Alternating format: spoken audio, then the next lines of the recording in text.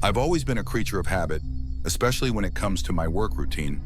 As a nurse in the trauma unit at St. Mary's General, I work the night shift, 7 p.m. to 7 a.m. And I'll be honest, it's not exactly easy on your body or your social life. But there's something about those quiet hours in the hospital that suits me. You know? The way the fluorescent lights hum a little softer. How the hallways echo differently when there's fewer people around. I've been doing this job for about 3 years now. The thing about working nights is that by the time you get off, the world feels different. The sun's coming up, people are starting their day, and here you are, exhausted, ready to collapse into bed. Most of my co-workers drive home, but I've always preferred to jog. It's only about 2 miles from the hospital to my apartment, and the morning run helps me decompress from whatever craziness the night brought. The route I take is pretty straightforward. Down Mercy Boulevard, which runs parallel to the old industrial district, then a left onto Pine Street through a residential area, and finally onto Oak Avenue, where my building sits. It's not the most scenic route, but at 7:15 in the morning, I'm usually the only one out there besides the occasional early commuter heading the opposite direction. I started noticing something was off about 3 weeks ago. It was a Tuesday morning, and I'd had a particularly rough shift. We'd lost a patient, a young guy, motorcycle accident, and I was feeling that familiar weight in my chest that comes with this job sometimes. I needed the run more than usual, needed to feel my feet hitting the pavement and my lungs working hard enough to push out all the hospital air and antiseptic smell. I was about halfway down Mercy Boulevard when I first saw them. A figure on the opposite side of the street, maybe 50 yards behind me, also jogging. At first, I didn't think much of it. Like I said, you occasionally see other early morning exercisers. But something about their pace caught my attention. They were moving at exactly the same speed I was. Not faster, not slower, just matching me perfectly. I convinced myself it was a coincidence and kept running, but that uncomfortable feeling started settling between my shoulder blades. You know that feeling when someone's watching you? I decided to test it. I picked up my pace just slightly. Not obvious, just a little faster stride. Sure enough, the figure on the other side of the street sped up too, maintaining that exact same distance behind me. My heart rate was picking up, and not just from the run anymore. I slowed to a light jog, and again, my shadow did the same. We were like some twisted mirror image, separated by 4 lanes of empty asphalt and a grass median. The weird thing was, I couldn't make out any details about them. They were wearing dark clothes, black or navy blue, and what looked like a hood pulled up. In the early morning light, they were just a silhouette, but somehow their presence felt so deliberate, like they weren't just some random jogger who happened to have the same pace as me. When I reached Pine Street and made my left turn, I glanced back quickly. The figure had reached the intersection too, and they turned left as well, staying on their side of the street. That's when my stomach really dropped. Pine Street doesn't connect to anything on that side. It dead ends into a fence after about 2 blocks. There was no reason for someone to be jogging down there unless they were specifically following my route. I started running faster now, my breathing getting heavier. The residential area was still quiet, porch lights still on from the night before, newspapers sitting uncollected on driveways. I kept stealing glances across the street, and every time the figure was still there, still matching my pace, still keeping that same distance. My mind was racing almost as fast as my feet. Who was this person? How long had they been following me? Had they been there on other mornings and I just hadn't noticed? The questions tumbled over each other as I pushed myself harder than I usually did during my cool-down jog. By the time I reached Oak Avenue, I was practically sprinting. My apartment building was just ahead, that beautiful brick facade that meant safety and locks, and the ability to call the police if I needed to. But as I rounded the corner onto Oak, I made the mistake of looking back one more time. The figure was still there, now at the corner of Pine and Oak. But here's the thing that really got to me. They weren't breathing hard. I was panting like I'd just run a marathon, sweat dripping down my face despite the cool morning air. But this person, they were just standing there, still, calm, like they could have run another 10 miles without breaking a sweat. I fumbled with my key card at the building entrance, my hands shaking so badly I could barely swipe it. When I finally got inside, I rushed straight to the elevator, jamming the button repeatedly until the doors closed. I didn't look back through the glass doors of the lobby. I couldn't. Safe in my apartment on the 4th floor, I went straight to the window that faced the street. My hands were still trembling as I pulled back the curtain just enough to peer down at Oak Avenue. It was empty, completely, utterly empty. No joggers, no cars, no one. Like the whole thing had been some kind of exhaustion-induced hallucination. I told myself that's exactly what it was. I'd had a hard shift, I was emotionally drained, and my mind had played tricks on me. People see things when they're tired and stressed. It happens all the time, right? But I couldn't shake the image of that figure, the way they moved so smoothly, so purposefully, and the way they just disappeared. 2 days later, it happened again. This time I was ready for it. I'd been scanning the street from the moment I left the hospital, and sure enough, about a block into my run, there they were. Same dark clothes, same hood, same unnatural precision in matching my pace. I decided to be more aggressive in my testing this time. I stopped completely, pretending to tie my shoe. The figure stopped too, just stood there in the middle of the sidewalk like it was the most natural thing in the world. When I started running again, they did too. I tried cutting across the street at an unmarked spot, hoping to force some kind of interaction, or at least get a better look at them. But as soon as I stepped into the road, I heard a car horn blast behind me. A delivery truck I hadn't seen came barreling down the street, missing me by maybe 6 inches. By the time my heart stopped pounding and I looked for the figure, they had vanished again. This pattern continued for over 2 weeks. Not every morning, but often enough that I started dreading the end of my shifts. Some days I'd see them, some days I wouldn't, and the unpredictability was almost worse than if it had been consistent. I considered changing my route, maybe even driving home, but something stubborn in me refused to let this person change my routine. Last Friday morning was when everything changed. I'd worked a particularly brutal night, 3 traumas back to back, including a house fire with multiple victims. I was running on pure adrenaline and way too much coffee.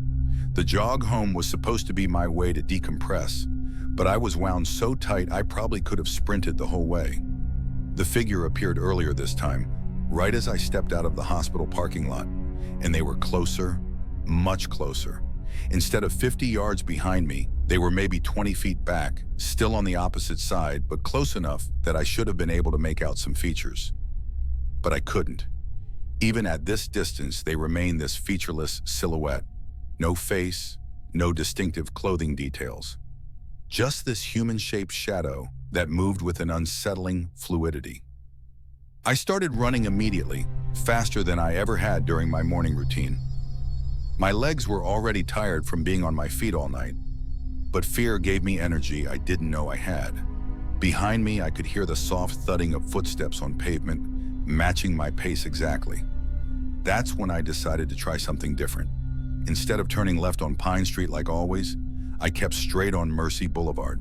It would take me past the old factory district and add probably a mile to my road, but I had to know if they were really following me or just happened to live in the same direction. The footsteps stayed with me, block after block, past shuttered storefronts and empty parking lots. The sound of those feet hitting pavement echoed mine perfectly.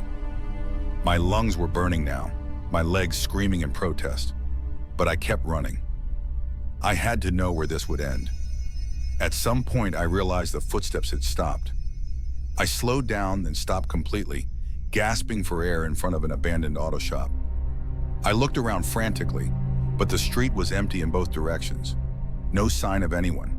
No sound except my own ragged breathing and the distant hum of early morning traffic from the main roads.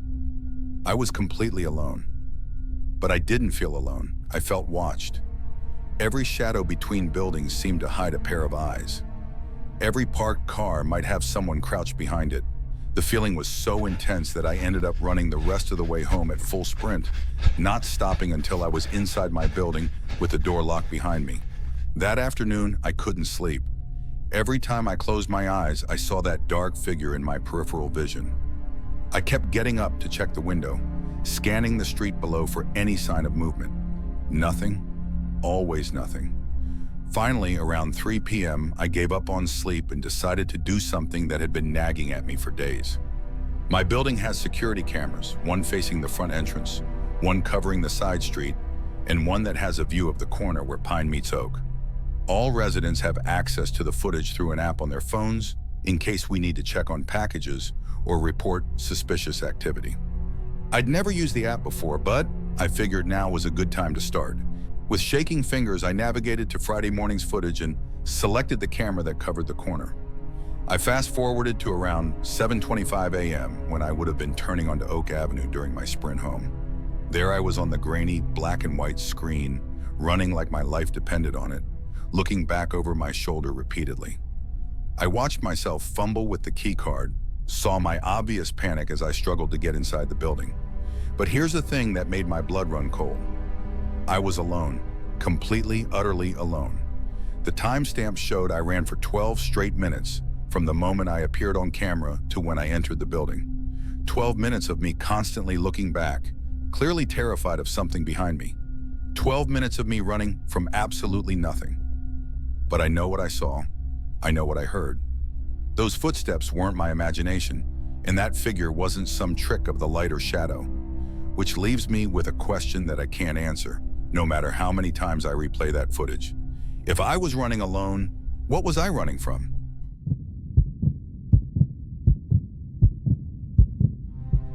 I've never been the type of person who does things halfway, you know? When I decided to run my first marathon, the Chicago Marathon specifically, I threw myself into training like my life depended on it. 6-day-a-week schedule, nutrition plan, the whole 9 yards. My name's Marcus, and I work in IT consulting, which means I spend most of my day hunched over a computer screen. Running became my escape from that fluorescent-lit cubicle world.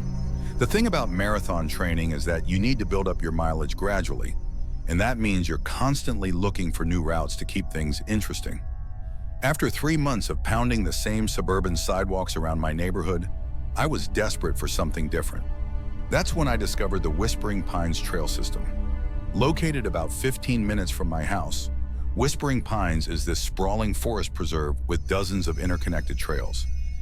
The main entrance has one of those big wooden maps showing all the marked trails, the blue trail, red trail, yellow trail, each color-coded and clearly documented. Perfect for someone like me who appreciates organization and predictability. I started with the blue trail, a nice 5-mile loop that took me past a creek and through some beautiful old-growth forest. The red trail was longer, 8 miles, and more challenging with some decent hills that really tested my endurance. By the time I'd been running there for about 2 weeks, I felt like I knew the place pretty well. That's when I found the white trail. It was on a Saturday morning, and I just finished my longest run yet, 15 miles on the red trail. I was cooling down near the parking area when I noticed something I'd somehow missed before. A small wooden post driven into the ground near the tree line, painted white with a simple arrow pointing into the woods. I walked over to get a better look. There was no mention of a white trail on the official map, but trail systems evolve over time, right? Maybe it was a newer addition they hadn't updated the signage for yet. The path itself looked legitimate enough. Well-worn dirt, clearly defined through the trees. My curiosity got the better of me. I had my water bottle, my phone was charged, and I figured a little exploration wouldn't hurt. Besides, I needed to start incorporating some trail variety into my training anyway. The white trail was beautiful. It wound through parts of the forest I hadn't seen before, past rock formations and through clearings where wildflowers grew in patches of sunlight. Every quarter mile or so, there was another white marker, sometimes an arrow painted on a tree, sometimes a wooden post, occasionally a small white ribbon tied to a branch. They were clearly marking a specific route, keeping me on track as the trail curved and split. What struck me was how quiet it was back there. On the other trails, you'd occasionally hear traffic in the distance, or other hikers, or at least some birds. But the white trail felt isolated. The only sounds were my breathing, my footsteps on the soft earth, and the occasional rustle of leaves in the breeze. I ran about 3 miles before deciding to turn back. The trail seemed to keep going deeper into the woods, and I didn't want to get lost or push my luck on an unfamiliar route. But I made a mental note to come back. The terrain was perfect for long runs. challenging enough to be interesting, but not so technical that I had to watch every step. Over the next few weeks, the White Trail became my favorite route. I'd run it every Saturday, gradually going a little further each time. 5 miles, then 6, then 7. The white markers continued reliably, leading me deeper into the forest than I'd ever gone before. It was around the 4th week when I started noticing something odd about the markers themselves. I'd been running the trail for almost a month, so I was familiar with them by now. But on this particular Saturday, as I was coming up on the 3-mile mark, I saw a marker that I swear hadn't been there before. It was a white-painted wooden post like the others, but this one had something attached to it. From a distance, it looked like a piece of paper, or maybe a small sign. As I got closer, my steps slowed. It was paper, all right, old paper, yellowed and weathered, protected by what looked like a clear plastic sleeve and stapled to the post. I stopped completely when I could finally make out what it was. A missing person poster. "Have you seen this person?" It read across the top in bold black letters. Below was a photo of a young woman, maybe in her 20s, with long brown hair and a bright smile. Her name was Jennifer Walsh, and according to the poster, she'd gone missing on October 15, 1987. Last seen hiking in the Whispering Pines area. That was over 30 years ago. I stood there for what must have been 5 minutes, just staring at this poster. What was it doing out here? Why was it attached to a trail marker?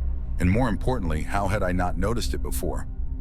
My hands were shaking slightly as I took a photo of it with my phone. Something about finding it felt wrong, like I was intruding on something private and tragic. But I couldn't just ignore it either. I finished my run that day, but I couldn't stop thinking about Jennifer Walsh. When I got home, I spent hours on the internet trying to find more information about her disappearance. There wasn't much, just a few old newspaper articles and a brief mention on a missing persons website. She'd been a college student, an experienced hiker, and according to her friends, she'd told them she was going to explore some new trails in Whispering Pines. The next Saturday, I went back to the trail with a mission. I wanted to see if there were any other posters, any other clues about what had happened to Jennifer Walsh. What I found was much worse than I'd expected. The second poster was at the 5-mile mark, attached to an old oak tree. This one was for Michael Rodriguez, missing since June 3, 1994.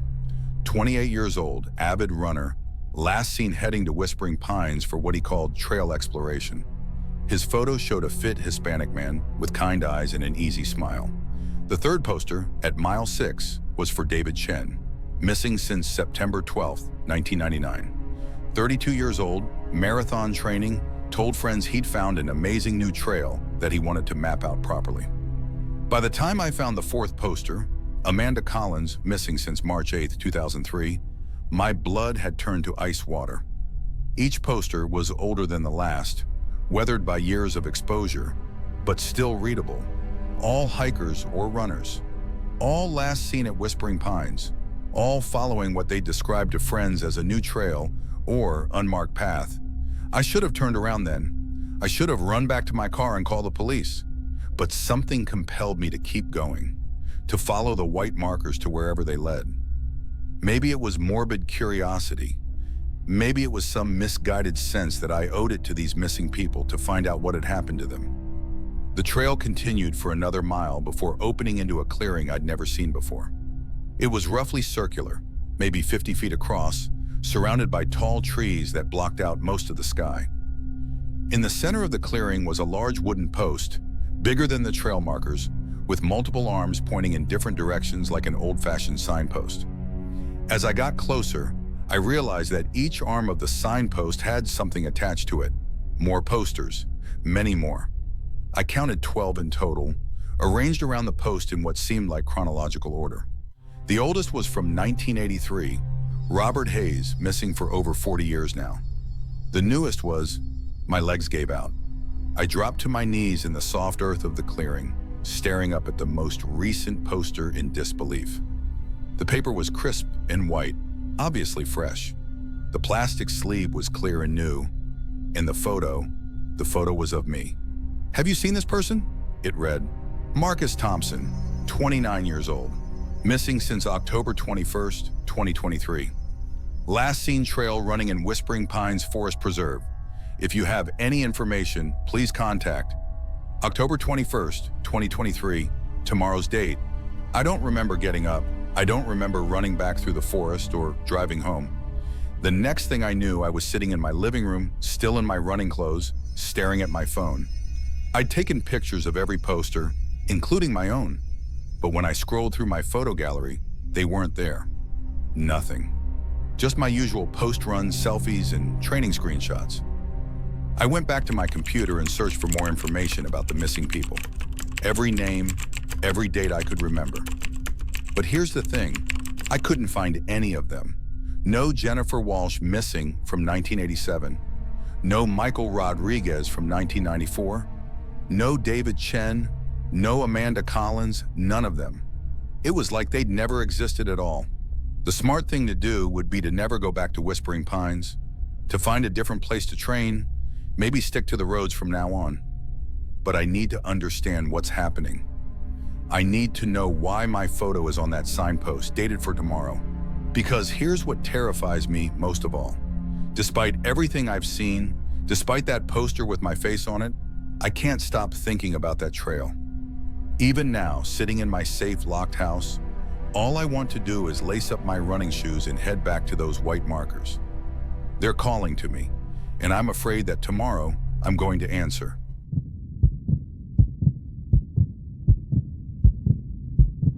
I've always been a tech person, which probably explains why I was so excited when I first downloaded RunTracker Pro. You know how some people just love gadgets and data? That's me. I'm the type who tracks everything. Sleep patterns, heart rate, calories, steps, you name it. My friends think I'm obsessive, but I genuinely find comfort in numbers and patterns. They make the world feel more predictable. I work as a software developer for a marketing firm here in Portland. I'm not going to use my real name for obvious reasons, so let's just call me E. When you spend most of your day debugging code and building applications, running becomes this beautiful, simple escape. No complex algorithms, no user requirements to decipher. Just me, my music, and the pavement. RunTracker Pro was supposed to be the ultimate running companion. Premium subscription, GPS tracking, social features, detailed analytics, the works. What really sold me on it was the community aspect. You could see other runners' routes in your area, compare times, even get notifications when someone completed a similar route to yours. It was like having a virtual running buddy, which appealed to someone like me who preferred solitary workouts. I'd been using the app for about 6 months without any issues. My usual routes were pretty standard. A 3-mile loop around Laurelhurst Park, a 5-mile stretch along the East Bank Esplanade, and on weekends, an 8-mile route that took me through the Pearl District and back. The app tracked everything perfectly. Pace, elevation, splits, even estimated calories burned. The first weird notification came on a Tuesday evening in early October. I just finished my usual Laurelhurst Park loop, 3.2 miles in 28 minutes and 14 seconds, which was pretty good for me. I was stretching by my car when my phone buzzed with a RunTracker notification. Runner Ghost Pacer has completed a route similar to yours, 3.2 miles in 28:14. Way to go. I thought it was kind of cool, actually. Someone had not only run the same route, but completed it in the exact same time, down to the second. What were the odds? I tapped on the notification to view their profile, but the app said, user profile temporarily unavailable. No big deal. The app had some glitches sometimes. 3 days later, after my East Bank Esplanade run, another notification. Runner Ghost Pacer has completed a route similar to yours. 5.1 miles in 44:32. Keep up the great work. Again, exactly my time. 44 minutes and 32 seconds, precisely. I tried viewing their profile again, but got the same error message. This time, I was curious enough to check the leaderboards and see if I could find this Ghost Pacer user manually. Nothing.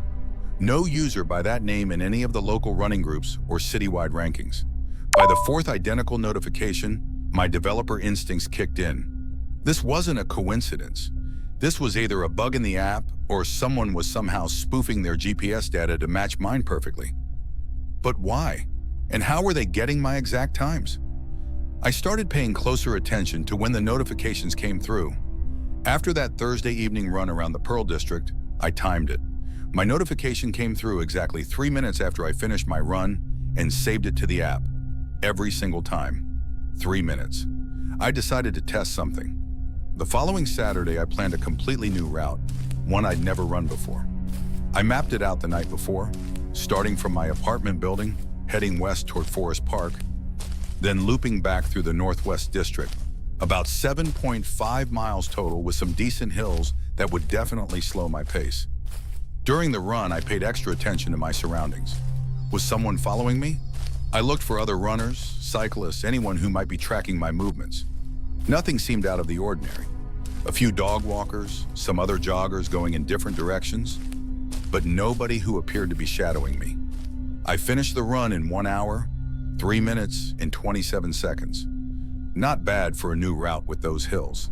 And sure enough, exactly 3 minutes later, runner Ghost Pacer has completed a route similar to yours. 7.5 miles in 1 hour, 3 minutes, and 27 seconds. Amazing effort. That's when I got really freaked out. I went home and spent the rest of the weekend trying to contact RunTracker's support team. I sent emails, filled out bug reports, even tried their chat function. The responses I got were generic and unhelpful.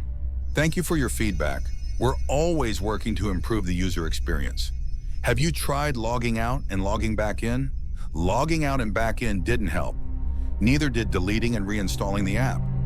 Ghost Pacer continued to match my exact routes and times, notification coming through like clockwork 3 minutes after each run.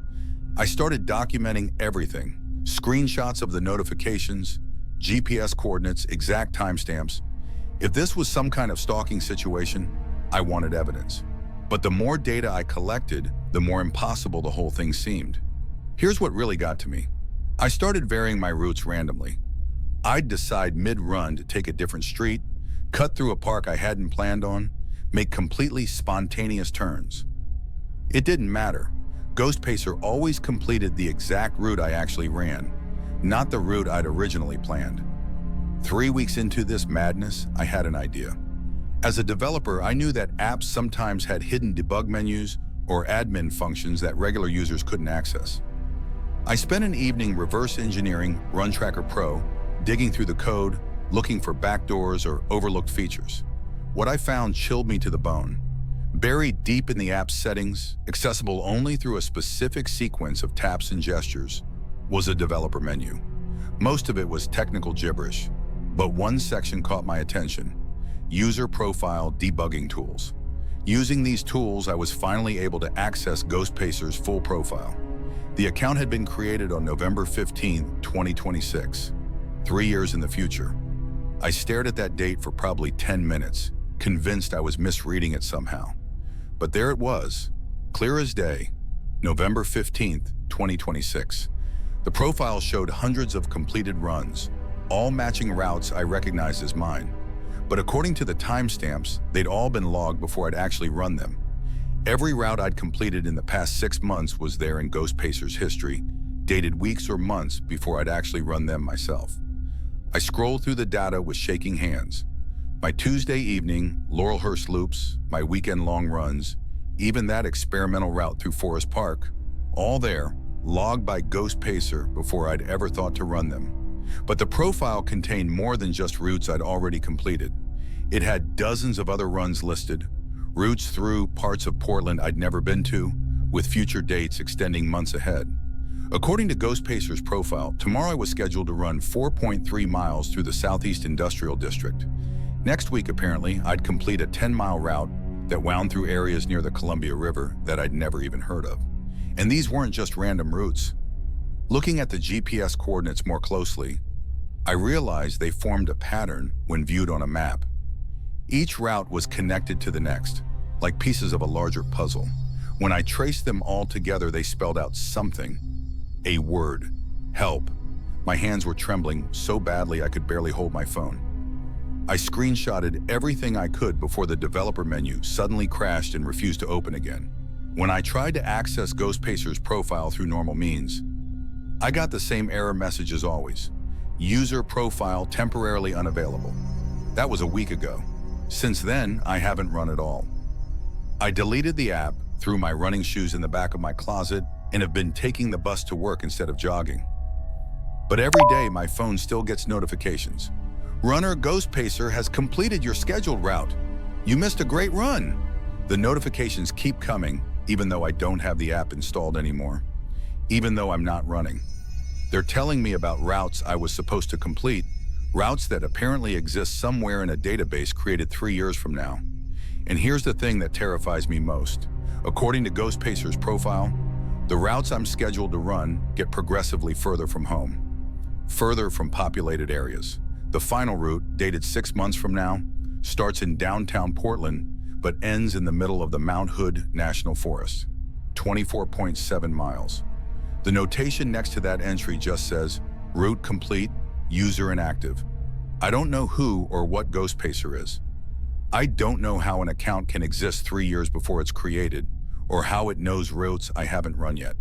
But I'm afraid that if I go back to running, if I start following those predetermined paths, I'll end up like that final route suggests, complete, but inactive. The worst part? Despite everything I know, despite the terror that keeps me awake at night, I miss running so much it's killing me. Every morning I stare at those shoes in my closet and I think about how good it would feel to just follow the route, to stop fighting whatever is happening and just run where the app tells me to run. 3 years in the future, Ghost Pacer is still out there somewhere, completing my routes exactly 3 minutes after I finish them. The question is, am I running toward that future, or is it running toward me?